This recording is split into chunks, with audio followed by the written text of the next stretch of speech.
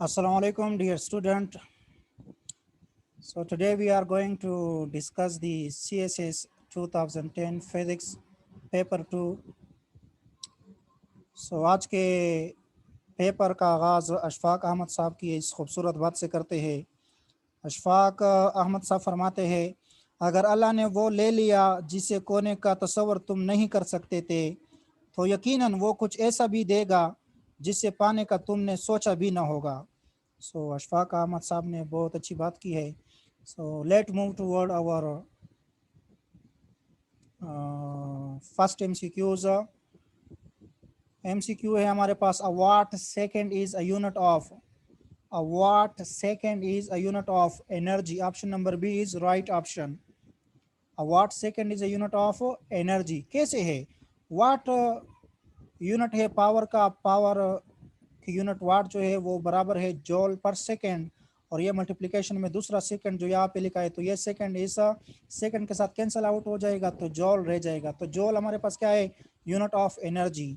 इसके अलावा एक और बहुत अहम famous MCQ, kilo watt hour. 1 kilo watt hour या किलो वाट आवर किस चीज़ का यूनिट है? पावर का यूनिट है, एनर्जी का यूनिट है। नन ऑफ दीज कौन सी है? तो किलो वाट आवर भी सेम यूनिट ऑफ एनर्जी है।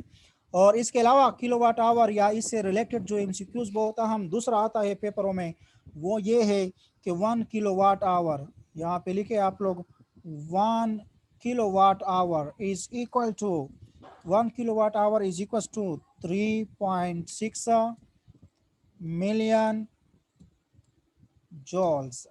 ये भी बहुत अहम एमसीक्यूज है। मिलियन जॉल्स मैंने यहाँ पे लिखा, या मैथमेटिकली आप इसको लिखेंगे तो 3.6 मल्टीप्लाई 10⁶ जॉल, या आप लोग इसको ऐसा भी लिख सकते हैं कि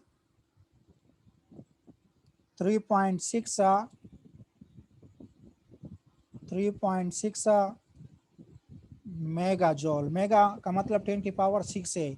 सो इससे रिलेटेड ये एमसीक्यूज थे। और वाट सेकेंड ऑलरेडी आप लोगों को पता होना चाहिए। जो CSS 2010 फिजिक्स पेपर 2 का फर्स्ट एमसीक्यूज है उसका राइट ऑप्शन है एनर्जी, ऑप्शन बी। सो अब नेक्स्ट,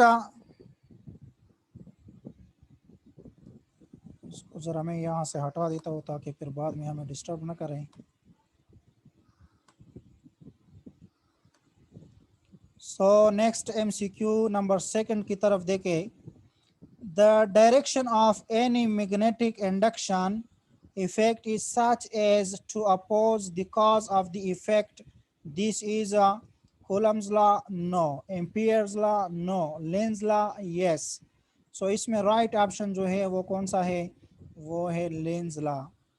आप लोगों ने पढ़ा होगा second year electromagnetic induction chapter में, electro Faraday law of electromagnetic induction के बाद जो नेगेटिव साइन इंट्रोड्यूस किया था वो भी लेंज ने इंट्रोड्यूस किया था। Lenz is the student of Michael Faraday. So next MCQ number third है, a magnetic field can not accelerate a charge, no. Exert a force on a charge, no. Option number C, change the kinetic energy of charge. So magnetic field cannot change the kinetic energy of a charge. Why? Because यहाँ पर इसको मैं ज़रा zoom out करता हूँ ताकि आप लोगों को रीज़न भी सामने नज़र आए। ये देखे आप लोग,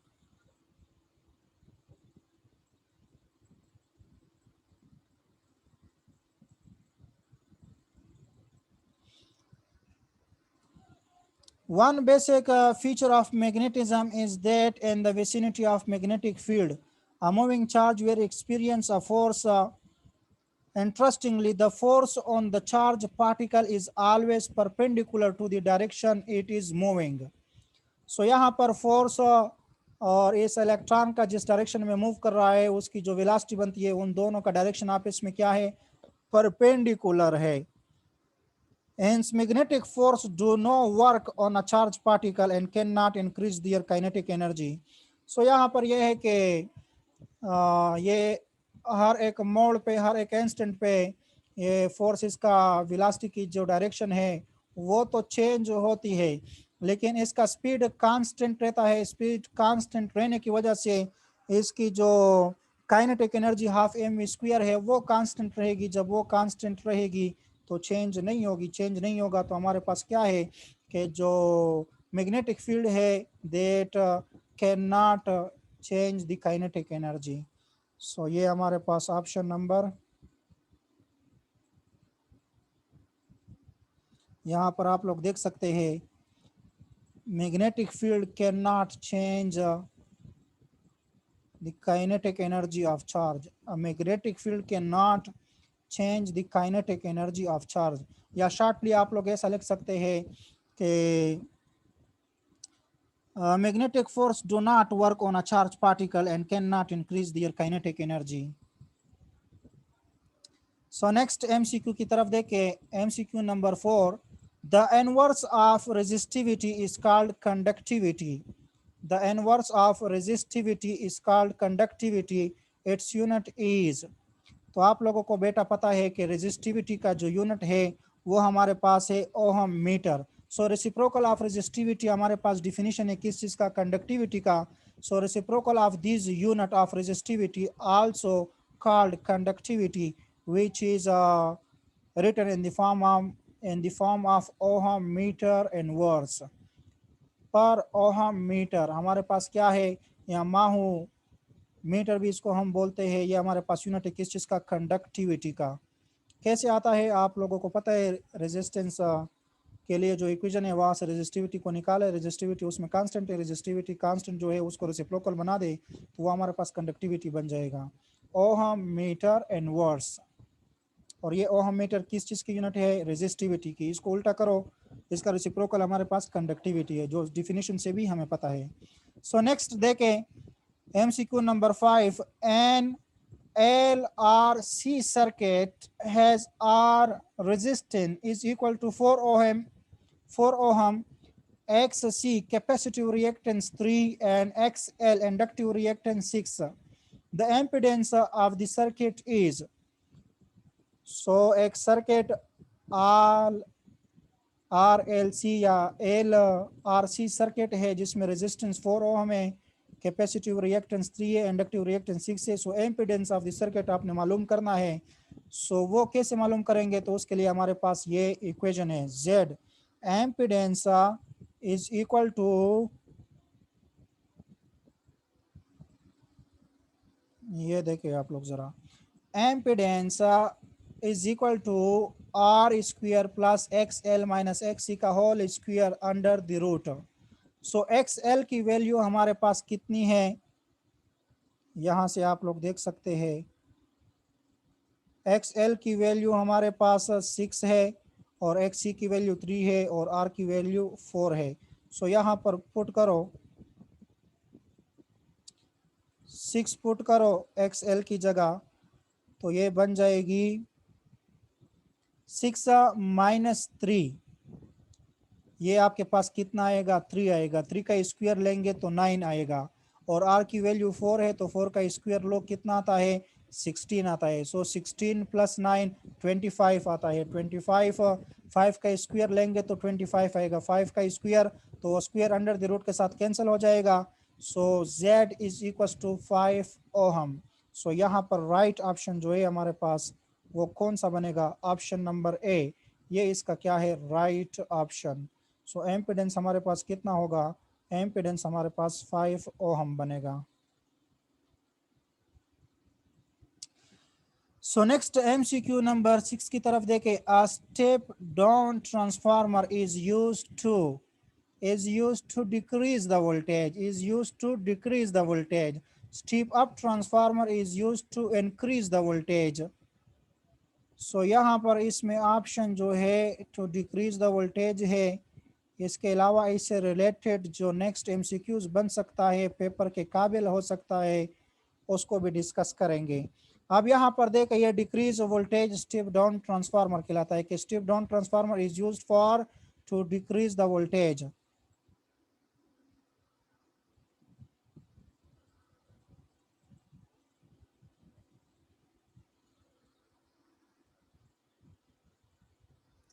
तो जरा मैं जूम आउट करता हूँ।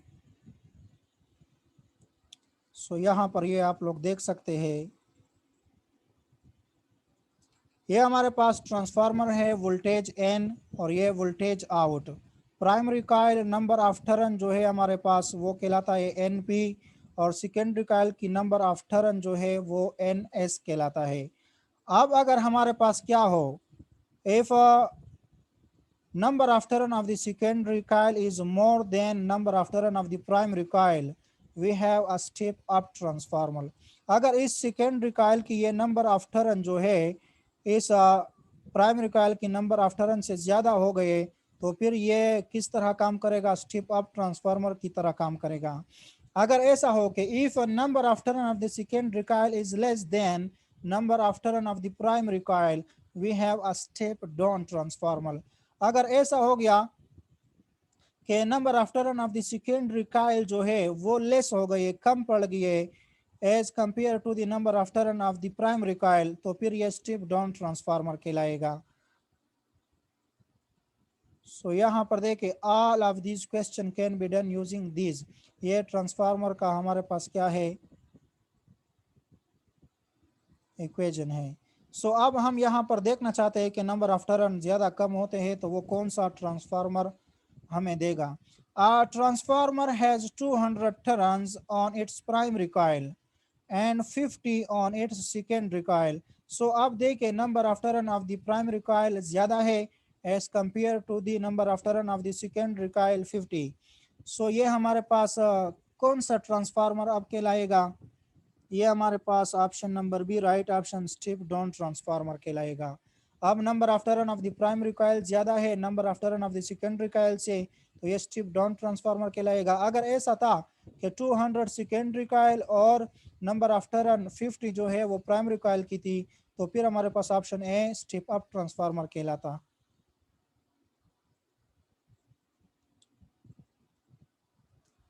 सो नेक्स्ट एमसीक्यूज की तरफ मूव करते हैं। नेक्स्ट एमसीक्यूज है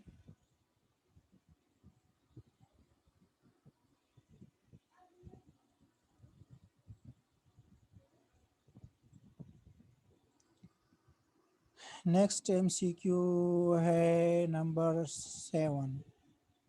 electrical potential is the potential energy per unit charge. Electric potential या पोटेंशियल डिफरेंस हो गया, ईएमएफ हो गया।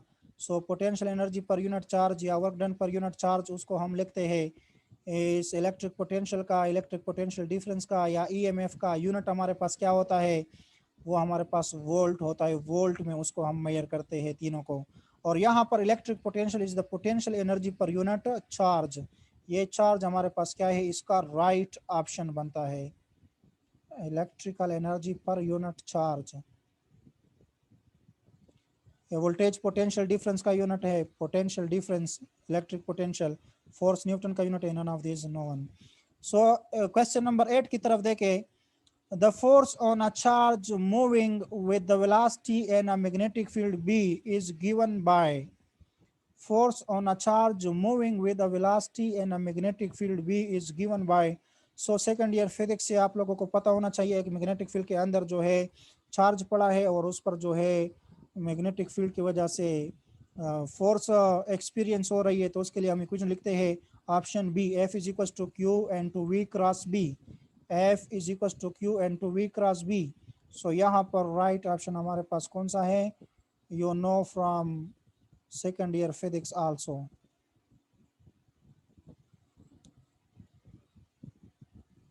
F is equals to Q and to V cross B।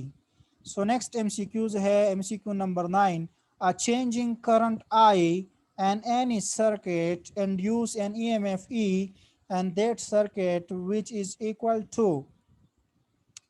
सो यहाँ पर ये तो नहीं हो सकता according to self inductance topic. फिर जो है एक दफ़ा आप second year physics electromagnetic induction chapter देख लो, वहाँ पर टॉपिक होगा इलेक्ट्रोमैग्नेटिक इंडक्शन के बाद म्यूचुअल इंडक्शन, फिर उसके बाद सेल्फ इंडक्शन। सेल्फ इंडक्शन के अंदर फिर सेल्फ इंडक्टेंस आएगा। वो सेल्फ इंडक्टेंस हमारे पास ये है और इस एमसीक्यू का आंसर भी हमारे पास ऑप्शन नंबर सी है। सो EMF is equals to minus L self inductance and to current per unit time. Option number C हमारे पास राइट ऑप्शन है क्वेश्चन नंबर 9 का। सो नेक्स्ट एमसीक्यू नंबर 10 की तरफ देखें। Inductive reactance of an inductor is, inductive reactance of an inductor is, ये तमाम option इसमें नहीं है, इसमें none of these right option है, नन ऑफ दीज इसमें राइट ऑप्शन है। और इसके अलावा अगर वो राइट ऑप्शन इसमें मौजूद होता तो पहचान कैसे लेते उसको हम? सो उसको हम पहचान लेते कि X L will be equals to L and to omega, X L will be is equals to L and omega, फिर ये स्क्वायर नहीं होना चाहिए था, एल ओमेगा होता तो फिर ये राइट ऑप्शन बनता। और इसके अलावा ऐसा भी आ सकता था कि ओमेगा की जगह वो वैल्यू लिख देता 2 pi F into L. यहाँ पर मैं मेंशन कर दूँ आप लोगों के लिए, ये देख ले ज़रा, अगर वो लिखता कि इंडक्टेंस रिएक्टेंस एक्स एल जो है, inductance reactance X L will be equals to L into omega, या ये बराबर है हमारे पास 2 pi F into L, 2 pi F into L, ये भी हमारे पास इंडक्टिव रिएक्टेंस की इक्वेशन से बनता है। अगर इन दोनों में से कोई एक ऑप्शन होता, या एल ओमेगा या 2 पाई एफ एल होता, तो यहाँ पर वो इसका राइट ऑप्शन बनता, लेकिन ये नहीं है, तो इसमें right option none of these हमने क्लिक कर दिया। सो नेक्स्ट एमसीक्यू की तरफ देखे। The resonant frequency of an LC circuit is, option number B right option बनता है, F is equal to 1/2 pi under the root L C. ये कैसे आता है इसको अब हम सॉल्व करेंगे। Resonance frequency of an L C circuit is 1/2 pi under the root LC.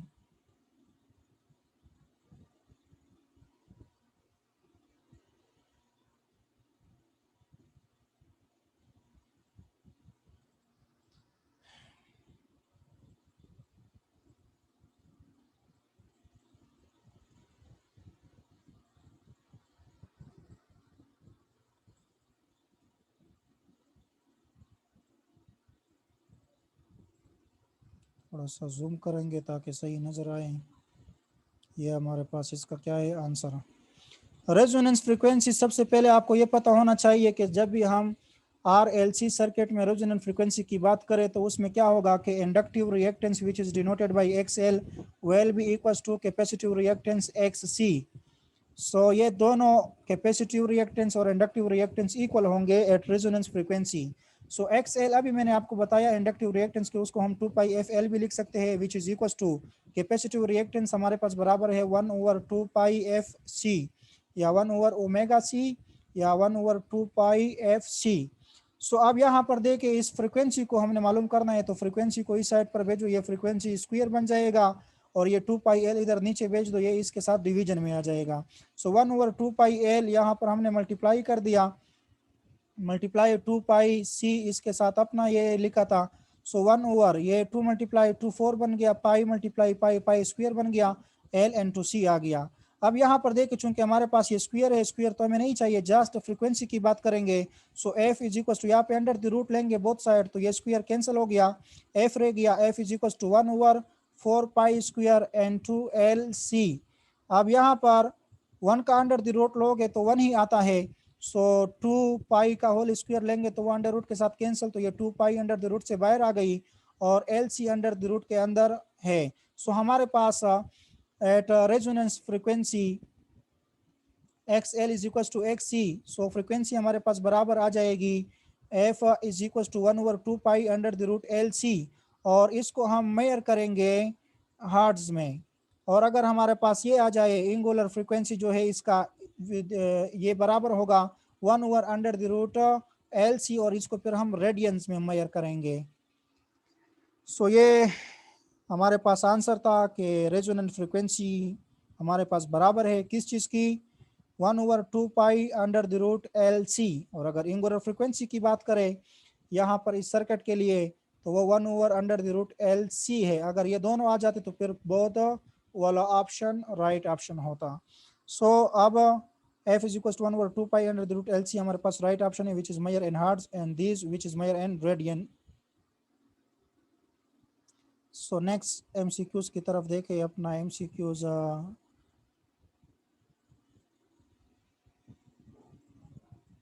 इसमें राइट ऑप्शन ये वाला आ गया। सो नेक्स्ट MCQs है the deliberate addition of an impurity element in a semiconductor is called doping. यहाँ पर right option है हमारे पास मजीद इसकी मिक्सिंग में आप एक्स्ट्रा इजाफा करते हो तो ये क्या कहलाएगा, ये कहलाएगा डोपिंग। नेक्स्ट MCQs है the conversion of AC into DC is called rectification. The process in which alternating current convert into direct current is known as a rectification। आप लोगों को पता होना चाहिए कि ये काम हम एक और जगह पर भी करते हैं, इलेक्ट्रॉनिक्स के चैप्टर में डायोड से भी ये काम लेते हैं। डायोड क्या काम करता है, that perform convert alternating current into direct current। So next MCQs है द लेजर लाइट इज, आप लोगों को पता होना चाहिए मोनोक्रोमेटिक का, ये बाकी ऑप्शन नहीं है इसमें। मोनोक्रोमेटिक, मोनोक्रोमेटिक का क्या मतलब है, मोनो का मतलब है single, one, only one. Chromatic का मतलब है कलर, ओनली वन कलर वाला लाइट, ओनली वन वेवलेंथ वाला लाइट, ओनली वन फ्रीक्वेंसी वाला लाइट क्या कहलाएगा, लेजर लाइट कहलाएगा। इसके अलावा आप लोगों को पता होना चाहिए कि लेजर लाइट हमारे पास मोनोक्रोमेटिक होता है, कोहेरेंट होता है और यूनी डायरेक्शनल होता है। क्या होता है, laser light is a monochromatic, जिसको आप लोग कहते हैं सिंगल वेवलेंथ,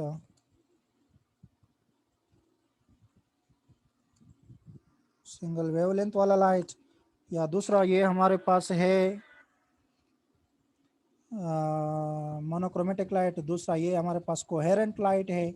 कोहेरेंट से मुराद क्या होगा कि ये इन फेज होगा, फेज डिफरेंस इसमें नहीं होगा, और इसका मतलब है इन फेज। और थर्ड इसके लिए जो बात है वो ये होनी चाहिए कि यूनी डायरेक्शनल होगा ये light, unidirectional. Unidirectional का मतलब only one direction, only one direction होगा इस लाइट का। और आप लोगों को पता होना चाहिए कि यहाँ पर तो हम डिफरेंट लेज़र लाइट इस्तेमाल करते हैं, ग्रीन, ब्लू एट्सेट्रा। आप अमेरिकन या इस तरह और एडवांस कंट्रीज देखें तो वहाँ पर इन लेज़र्स पर पाबंदी है, बैन है, ब्लू लाइट और इन लाइट्स को इस्तेमाल नहीं करते। क्यों, क्योंकि वो बहुत ज़्यादा डेंजरस है ह्यूमन आई के लिए, जिसकी वजह से वहाँ पर बैन है, वहाँ पे पाबंदी है। और इसके अलावा MCQs इसका ऐसा भी आ सकता है कि लेज़र के कितने किस्में हो सकती है। लेज़र हमारे पास सॉलिड भी हो सकता है, सॉलिड और लिक्विड भी हो सकता है, गैस भी हो सकता है। सो 3 टाइप्स ऑफ लेज़र है, solid, liquid, gas.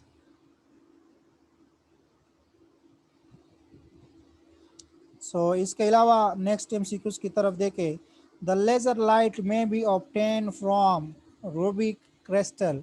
Second year physics से आप लोग इनको सॉल्व कर सकते हैं। अगर किसी का सेकेंड ईयर फिजिक्स के ऊपर कमांड है तो वो इनको इजीली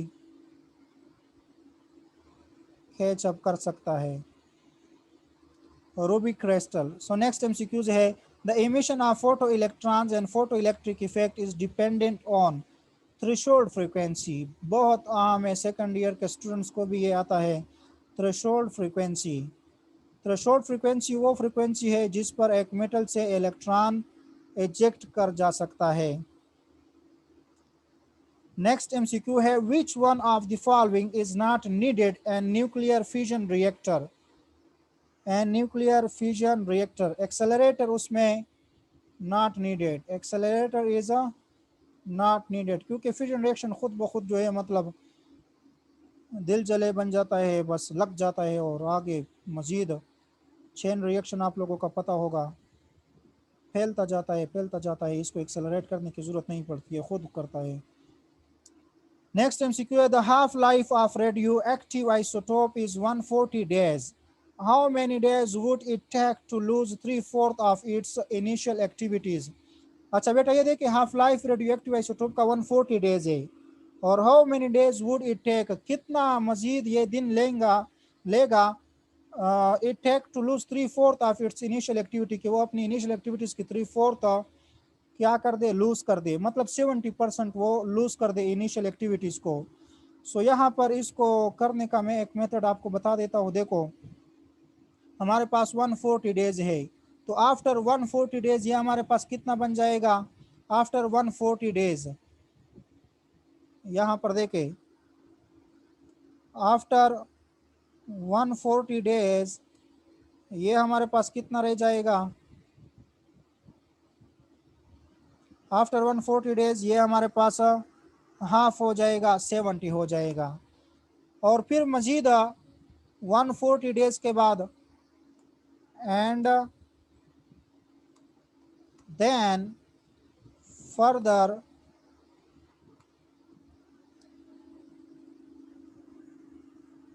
आफ्टर 140 डेज, तो ये फिर दोबारा 140 डेज के बाद ये फिर और हाफ हो जाएगा। जब ये मजीद और हाफ हो जाएगा तो ये 70 डेज था, 70 रह गया था, हाफ रह गया था, तो अब ये कितना रह जाएगा, अब ये 35 रह जाएगा, कितना 35 रह जाएगा। अब आप लोग देखें 35 हमारे पास क्या है, 3/4 ऑफ द इनिशियल एक्टिविटीज 140 का है, 3/4 ये बन गया। अब ये 70% जो है, 3/4 70% बनता है, it take to lose 3/4, it take to lose 70% of its initial activities, so 35 हमारे पास यहाँ पर अब इसका 70% 3/4 बनता है। अगर आप इसको 35 को 4 से मल्टीप्लाई करो, 35 70 फिर 35 फिर 35, तो ये 140 हमारे पास बन गया। सो ये अब हमारे पास 3/4 रह गया। सो अब ये डेज कितने हैं, 140 डेज 140 डेज, इन दोनों को ऐड अप करो तो ये 280 डेज बन गए। So it how many days would it take, it would take 280 days to lose 3/4 of its initial activities. ये 280 डेज लेगा कि ये अपना 70% with respect to initial activities क्या करे, लूज कर सके। सो इसमें ऑप्शन नंबर बी इसका क्या है, राइट ऑप्शन है। सो नेक्स्ट MCQ है, most of the energy produce in sun is due to nuclear fusion. Option number A, most of the energy produced due to nuclear fusion. और आप लोगों को ये भी पता होना चाहिए कि अर्थ पर, ज़मीन पर हमारे पास जितनी भी टाइप्स ऑफ एनर्जीज है, ये तमाम के तमाम किस की वजह से है, इस सन ही की वजह से है। अगर सन की ये एनर्जी हमारे पास ना होती तो ज़मीन पर जितनी भी एनर्जीज जिनका हम इस्तेमाल करते हैं, अपनी लिए यूज़फुल बनाते हैं, तो उस एक को भी हम गेन न कर सकते। नेक्स्ट है last MCQ, a uranium-235 nucleus will split when it capture neutron.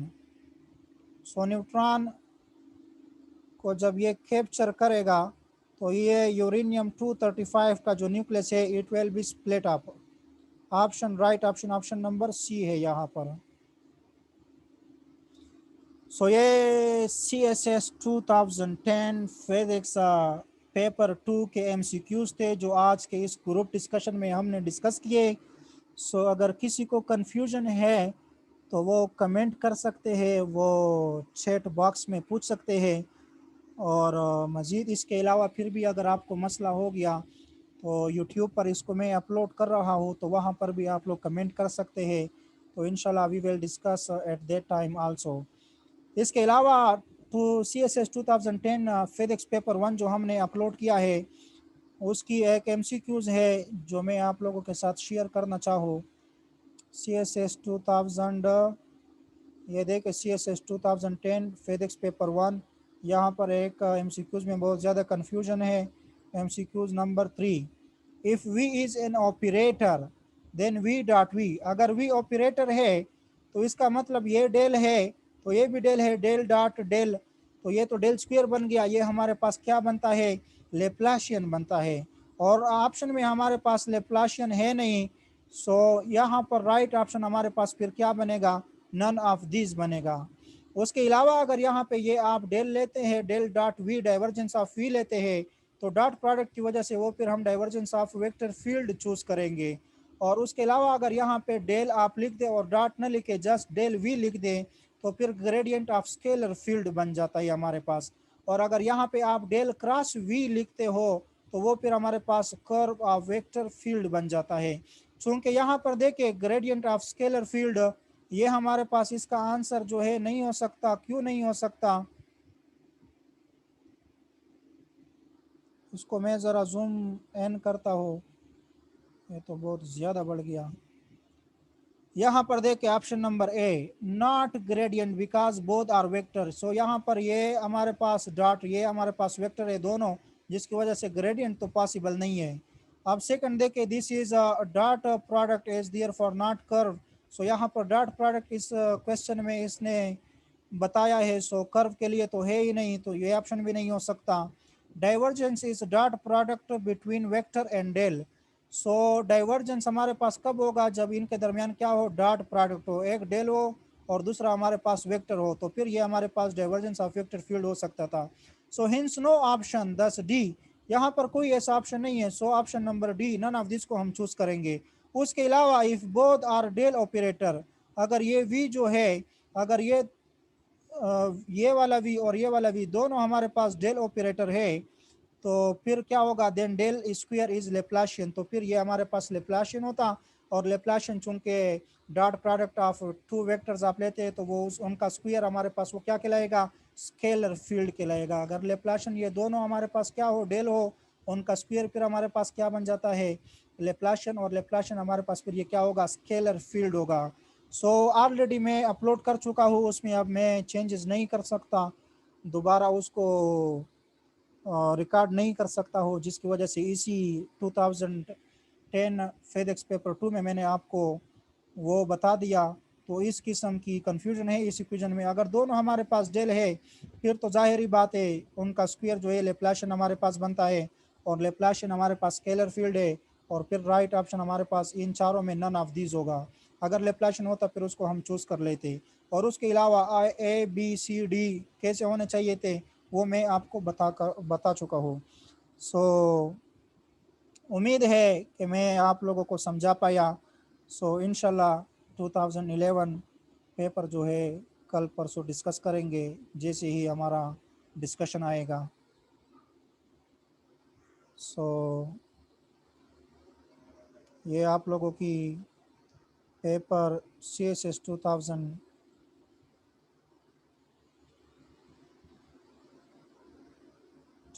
FedEx paper 2 है। यहाँ पर आप लोग देख सकते federal public service commission CSS FedEx 2010 FedEx paper 2। सो मिलते हैं इंशाल्लाह, अपनी बारी का इंतज़ार करेंगे तो फिर इंशाल्लाह ग्रुप में डिस्कस करेंगे CSS 2011 और 12 के पेपर, चारों पेपर को। और उसके अलावा फिर जो इलेक्ट्रिसिटी का पोर्शन है या तो उसको डिस्कस करेंगे या फिर ये पास्ट पेपर को डिस्कस करेंगे। तो फिर उस वक्त के मुताबिक देखेंगे, जो अगर टॉपिक पॉसिबल था टॉपिक करेंगे, नहीं तो फिर पेपर ही को डिस्कस करेंगे। So thank you very much for watching, wish you best of luck.